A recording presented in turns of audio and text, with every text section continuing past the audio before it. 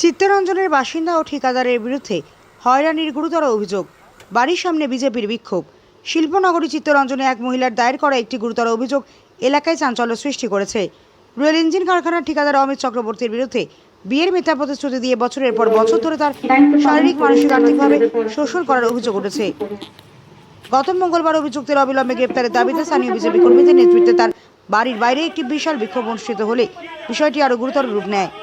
এরই মধ্যে বিক্ষোভস্থলে দুজন তরুণী এগিয়ে এসে অভিযুক্তদের বিরুদ্ধে শারীরিক নির্যাতনের গুরুতর অভিযোগ তোলেন, যা মামলাটির গুরুত্ব আরও বাড়িয়ে দেয়। চিত্তরঞ্জন থানায় দায়ের করা অভিযোগে ভুক্তভোগী মহিলা জানিয়েছেন যে 2021 সালে একটি ম্যাট্রিমোনিয়াল ওয়েবসাইটের মাধ্যমে অমিত চক্রবর্তীর সঙ্গে তার পরিচয় হয়। প্রেমের সম্পর্কের পর তারা তারাপীঠে বিয়ে করেন এবং স্বামী স্ত্রী হিসেবে বসবাস করতে থাকেন। বিয়ের মিথ্যা প্রতিশ্রুতি বছরের পর বছর শোষণ করতেন। মহিলাটি দাবি করেন যে অভিযুক্তের পারিবারিক সম্পর্কের বিষয় পুরোপুরি অবগত ছিল। পারিবারিক ও সামাজিক অনুষ্ঠানে তাকে তাদের পুত্রবধূ হিসেবে মেনে নিয়েছিল। অভিযোগকারী মহিলা দাবি করেছেন যে তিনি গর্ভবতী হওয়ার পর অভিযুক্ত এবং তার পরিবারের আচরণ বদলে যায়। তাকে জোরপূর্বক গর্ভপাতের জন্য চাপ দেওয়া হয়েছিল এবং তিনি প্রতিরোধ করলে তাকে মারধর করা হয়। অভিযোগ রয়েছে যে তাকে জোর করে ওষুধ খাওয়ানো হয়েছিল, যার ফলে তাকে হাসপাতালে ভর্তি হতে হয়। প্রতিবাদ এতটাই জোরদার হয় যে রাজনীতি পর্যায়ে পৌঁছয়। অভিযুক্তের বাড়ির বাইরে একটি প্রতিবাদ চলাকালে আরেক তরুণী তার দুর্দশার কথা জানান এবং অভিযুক্তের চরিত্র নিয়ে গুরুতর প্রশ্ন তোলেন। এই ঘটনা নিয়ে স্থানীয়ভাবে ক্ষোভের সৃষ্টি হয়েছে। চিত্তরঞ্জন বিজেপি মণ্ডলের নেতা অভিষেক সিং একটি সুষ্ঠু তদন্ত এবং কঠোর ব্যবস্থা গ্রহণের দাবি জানিয়েছেন।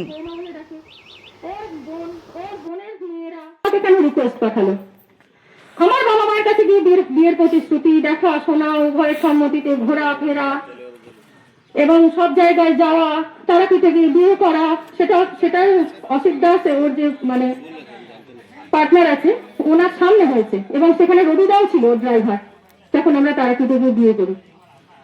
তাহলে এই জিনিসগুলো ওর মাকে যখন এসে আমি বলেছিলাম, তখন ওর মা বলল, যা তোর তারা মাকে কি বলে নিয়ে আয়, সাক্ষী দিক তারা মা। তারপরে বিশ্বকর্মা পুজোয় প্রতি বছর এসেছি। ওর বাবা আমাকে বৌমা বলে ডাকে, ওর বোনের মেয়েরা সবার সাথে আমার ছবি ভিডিও সব আছে। তাহলে কটা বউ, ওর কি বলে ওর মায়ের কটা বৌমা অফিসারদের সাথে আমাকে বিশ্বকর্মা পুজোয় পরিচয় করে দিত আমার ভাই। কটা বৌমা, একটা বউ যাকে এখনো পর্যন্ত তাকে রেহাই দেয়নি, তাকে কোনো অ্যালিমনি টাকা পয়সা দেয় না, তাকে কোন রকম কোনো খরচ খরচা দেয় না। যখন ওয়ারেন্ট বেরিয়ে যায় তখন কিছু টাকা দিয়ে দেয়। সবকিছু মায়ের নামে নাকি করে রেখেছে। ওর নাকি পুলিশ থানা সব কেনা, পুলিশদের সমস্ত বন্দুক নাকি ওর কাছে থাকে। যখন বলেছিলাম যে আমি এটা করবো না, আমাকে এরকম করে শাস্তি দিও না, তখন বলেছিল করবি না, তোর ভাইকে গুলি করে উড়িয়ে দেবো, তোর বাবা মাকে উড়িয়ে দেবো। আমি যেমন প্রত্যুষার বাবাকে যেমন গজা কেসে ফেলে দিয়েছিলাম, ঠিক সেরকম করে তোর বাবাকে ফাঁসি দেবো, তোকেও মেরে দেবো, এরকম হুমকি একটার পর একটা সহ্য করে গেছি। এবং আমি এর আগে অনেকবার প্রতিবাদ করার চেষ্টা করেছি, কিন্তু ওর প্রচন্ড তখন পাওয়ার ছিল, পুলিশের পাওয়ার দেখাতো, নিজের ক্ষমতার পাওয়ার দেখাতো, কিছু করতে পারেনি। আমি আপনাদের কাছে একটাই রিকোয়েস্ট করবো, এর যেন সুবিচার হয়, আর ও যেন এরকম আর কোনো মেয়ের জীবন নষ্ট করতে না পারে। হ্যাঁ, সেটুকুনি আমার বলার আছে, আমি আর কিছু বলতে পারছি না। সবিতা দাসের সাথে পরিচয়, ওনার একটা খুব ভালো সংসার ছিল, স্বামী ছিল, 2 ছেলে ছিল। সেই স্বামীর থেকে ওকে আলাদা করে দিয়ে ওর সঙ্গে সংসার করে, সিঁদুর পরায়, বিয়ে করে, দিয়ে ওর সঙ্গে সংসার করতে শুরু করে। আচ্ছা, তারপরে এখানে মানে একটা ম্যাট্রিমোনিয়াল সাইটে, মানে এবিপি ওয়েডিংসে, ওখানে আমি একটা বিয়ের জন্য অ্যাড দিয়েছিলাম। সেইখান থেকে ও আমার সাথে পরিচয় 2021-এর এন্ড থেকে। তারপরে 2021 থেকে এই 2026 সাল পর্যন্ত আমাকে ওই অসিত দাস যে ওর পার্টনার ছিল, উনি সব জানতেন, রবিদা সব জানতো, সঞ্জয় ড্রাইভার যে ছিল সে ড্রাইভারগুলো সবাই জানতো, শুভ সব জানতো, যারা ড্রাইভার ছিল 3 জন। ওদের সাথে মানে কখনো আমাকে নিয়ে যেত, কখনো ওকে নিয়ে যেত।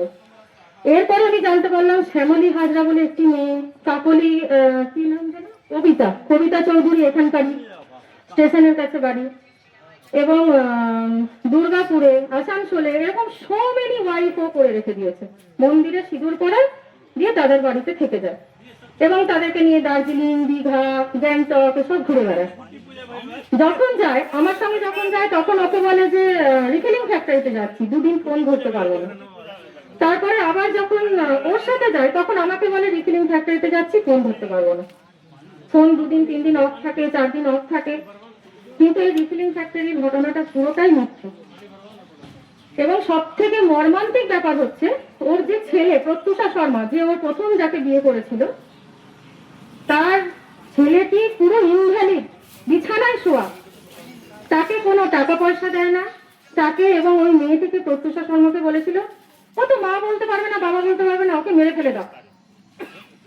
একটা ইনভ্যালিড ছেলে, পঙ্গু ছেলে, ও আমার ছেলেই নয়। এই সমস্ত নানা রকম গালি গালাজ, অশান্তি, এবং আমার সাথে অশান্তি শুরু করলো। যখন এক এক করে ধরা পড়লো, আমি প্রতিবাদ করতে থাকলাম, তখন অশান্তি করতে লাগলো, ফোন করা বন্ধ করে দিতে লাগলো, দায়িত্ব সব এড়িয়ে যেতে লাগলো। প্রত্যেকটা জন্মদিনে আমি ওকে সোনার জিনিস দিয়ে, আমি সোনার বিলগুলোও নিয়ে এসেছি। ও সোনার আংটি, সোনার ইয়ে সব আমি দিয়েছি, ও সেগুলো সব নিয়েছে। কিন্তু আমার জন্মদিন ও করতো, সেগুলো সব ভিডিও ফটো আমার কাছে আছে। এবং যত জায়গায় বেড়াতে গেছি, আমার সমস্ত ফটো ভিডিও সব প্রমাণ আছে। আমাকে একবার বিষ খাইয়ে দিয়েছিল, ওই মানে তখন আমি সবার সামনেই বলছি, তখন আমি প্রেগনেন্ট হয়ে গেছিলাম। ওকে বলেছিলাম, ওর মা আমাকে গালিগালাজ করে মারধর করে তাড়িয়ে দিয়েছিল এখান থেকে, বলতে এসেছিলাম বলে। এবং ও আমাকে পটিয়ে পাটিয়ে বাধ্য করেছিল সেই বাচ্চাটাকে নষ্ট করার জন্য। এইরকম করে অত্যাচার, মার ধর, নানা রকম। ও পুরো পারভার্টেড এবং অ্যাডিক্টেড, পুরো পারভার্টেড এবং অ্যাডিক্টেড। ও একটার পর একটা মেয়েদের সাথে ফেসবুক থেকে, না হলে কোনো ম্যাট্রিমোনিয়াল সাইট থেকে একটা করে মেয়ের সঙ্গে পরিচয় করে, তাদের সঙ্গে বিয়ের নাটক করে, মন্দিরে বিয়ে করে, নাটক করে, তাকে নিয়ে ঘোরে, ফুর্তি করে, থাকে দিনের পর দিন। এবং কাউকেই ছাড়ে না, বিভিন্ন এলাকাতে করে রাখে, যেমন বর্ধমানে, কলকাতায়, ডানকুনিতে, রূপনারায়ণপুরে, আসানসোলে, এরকম প্রচুর সো মেনি বউ আছে ওর। আমার একটাই আপনাদের কাছে রিকোয়েস্ট, এটা যেন সুবিচার হয়, আর যেন কোনো মেয়ের সঙ্গে ও আর এরকম নোংরামি করতে না পারে। ও একটা ইন্টারভিউতে আমি দেখছিলাম, ও বলছিল রাবণ রাজ। রাবণ তো নিজে, ও নিজে রাবণ। এতগুলো মেয়ের জীবন যে নষ্ট করে, বউ বানিয়ে বানিয়ে রেখে দেয়, কেকের উপরে জন্মদিন হয়েছে, আমার তো সব ইয়ে আছে, প্রমাণ আছে। My sweet wife no video, আমার রিলেটিভরা, আমার বাবা, আমার মা, আমার কাকা, আমার সমস্ত বন্ধু বান্ধবীরা সবাই জানে ও আমার হাজবেন্ড। আমার ফ্ল্যাটের লোকেরা পর্যন্ত জানে ও আমার হাজবেন্ড। এবার তারপরে জানলাম যে এই দিদি এর সঙ্গে নাকি তার আগে 2019 থেকে নাকি একে বিয়ে করে রেখে দিয়েছে। এর যেন একটা বিরাট বিচার হয়, আর আমার সোনার জিনিসগুলো যেন ও ফেরত দিয়ে দেয়। এবং আমার 5 বছর নষ্ট করার জন্য, এবং এর 7টা বছর নষ্ট করার জন্য যে অ্যালিমনি নির্ধারিত করবেন আপনারা, ওর তো প্রচুর টাকা, ও তো নিজে বলে, সেই অ্যালিমনি যেন আমাদের সারা জীবনের জন্য ও দিয়ে দেয়। এবং আমাদের সামনে যেন ও ক্ষমা চায় যে এরকম করেছে, এই অন্যায় যেন আর কখনো করে না, আর কোনো মেয়ের জীবন যেন ও নষ্ট না করে। কারণ ওর কষ্টে কেঁদে কেঁদে আমরা ডিপ্রেশনে চলে গিয়ে, আমি তো হসপিটালে চলে হয়ে গেছিলাম, এবং তার সমস্ত রিপোর্ট, সমস্ত কাগজ সবকিছু আমার কাছে আছে। রাবণ রাজ কাকে বলে ও জানে? উনি তো নিজেই রাবণ, যে একটা বাচ্চাকে নষ্ট করে দিতে পারে, একটা বাবার অসহায় মেয়েকে যে বিষ খাইয়ে দিতে পারে, সে কিরকম। আর তার ওর মা, ওর মা সমস্ত জিনিস জানতো। আমি যখন এখানে এসে থাকতাম তখন হয়ে যেতাম আমি বউ, ও যখন এসে এখানে থাকতো, রান্না বান্না করতো, তখন হয়ে যেত ও বউ। আমি তো একে চিনতামই না, ওই দিদিকে। পরে আমাকে আমি জানতে পারলাম, ওর ফোন নাম্বার জোগাড় করলাম, ওর সাথে কথা বললাম, তারপরে জানলাম এরকম তাহলে অনেক আরো মেয়ে রয়েছে। আসানসোল স্কুলে একটা ম্যাডাম আছে, আসানসোলে আর একটা মেয়েকে রেখে দিয়েছে। এরকম ওর 3টে ড্রাইভার আমি চিনি, সঞ্জয়, আর একটা হচ্ছে শুভ, আর একটা হচ্ছে রবিদা। এরা আমাকেও চেনে, বৌদি বলে ডাকে, ওকেও চেনে, বৌদি বলে ডাকে। এই জঘন্যতম নোংরামিটা যেন বন্ধ হয়, আর কোনো মেয়ের জীবনে যেন এরকম ভাবে কুপ্রভাব না ফেলে, এরকম নোংরামি করে মেয়েদের জীবন যেন নষ্ট না করে। আচ্ছা, আমি কি অন্যায় করেছিলাম বলুন তো? আমি তো দূরে है तो इनको आप लोग गले लगा करके रखिए। लेकिन हम लोग प्रशासन से, आरपीएफ के जवान आए हुए हैं, साहब आए हुए हैं, थाना है, हम लोग जीएम साहब से अपील करेंगे कि इस तरीके के बलात्कारी आदमी का जो अलॉटमेंट ऑर्डर है वो जितना जल्द से जल्द हो इसको कैंसिल किया जाए। चित्तरंजन से इस बलात्कारी को यहां से निकाला। हम आप लोगों के बीच में कहने आए हैं और ये बात कह रहे हैं।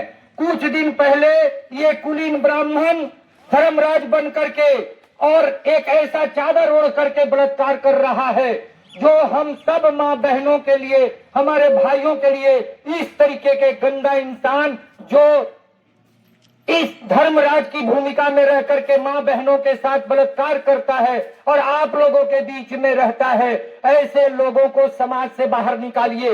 ये इनके लिए कोई भी बेटी बहन माँ बहन का कोई रिश्ता नहीं होता है। जो लोग अपने पत्नी को छोड़ करके दूसरे माँ बहनों पर नजर रखते हैं, इससे बड़ा पापी, इससे बड़ा दुराचारी, इससे बड़ा बलात्कारी समाज में कोई नहीं होता है। इसलिए हम आप सभी चित्तरंजन वासियों से आग्रह करने आए हैं, हम अपने भाई बहनों, अपने अभिभावकों से आग्रह करने आए हैं। इस एरिया के भाई फॉर्डन मौजूद है, इस एरिया के सबसे सम्मानित, इस एरिया नहीं, चित्तरंजन रेल नगरी के सबसे युवा, हमारा सबसे प्यारा भाई इंद्रजीत मौजूद है। इस पापी को बुला करके इसके असली चरित्र को समझे और कि भाई तुम एरिया छोड़ करके चले जाओ। हम आग्रह करते हैं अपने भाई से कि वो बुला करके ये सारे घटना चक्र को रखे और ये हकीकारी है। तो हम भाई से आग्रह करेंगे, हम अपने भाई फॉर्डन से आग्रह करेंगे कि इस तरीके का बलात्कारी को अपने बीच में मत रखिए, इस तरीके के बलात्कारी को अपने बीच में मत रखिए। इसके लिए कोई माँ बहन, कोई बेटी, कोई हमारा रिश्तेदार नहीं होता। ये एडिक्ट है, ये बीमार आदमी है सेक्स के प्रति, कई हमारे बहनों की इज्जत से खिलवाड़ कर रहा है।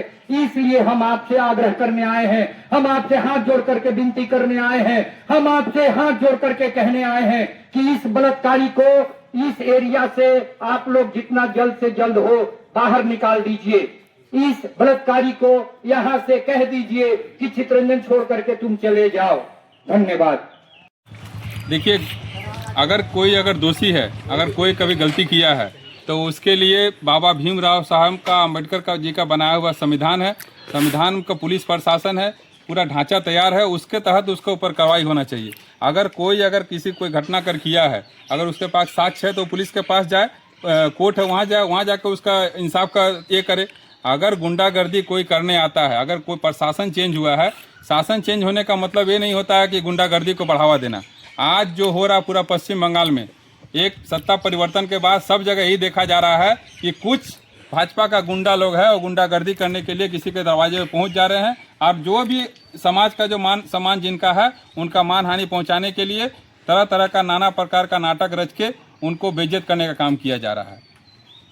जो शासन में आए हैं, अगर लोग ने वोट दिया है किसी को बेइज्जत करने के लिए नहीं, अगर कोई गलत किया तो कानून के तहत उनका ऊपर कार्रवाई हो और प्रशासन को भी निष्पक्ष होकर उनके ऊपर कार्रवाई करना चाहिए। प्रशासन आज अगर किसी पार्टी का अगर साथ में खड़ा होकर अगर इस चीज़ को बढ़ावा दे रहा है तो हम लोग का प्रतिवाद इसके प्रति रहेगा और हम लोग चित्तरंजन टाउनशिप में नहीं चाहते हैं कि इस तरह का गुंडागर्दी, इस तरह का भय का माहौल तैयार हो। 2 महिला गंभीर आरोप लगाई है, उसको लेकर के अगर महिला गंभीर आरोप लगाई है तो उसके ऊपर प्रशासन कार्रवाई करे। हम लोग तो उसका कभी विरोध नहीं करते हैं।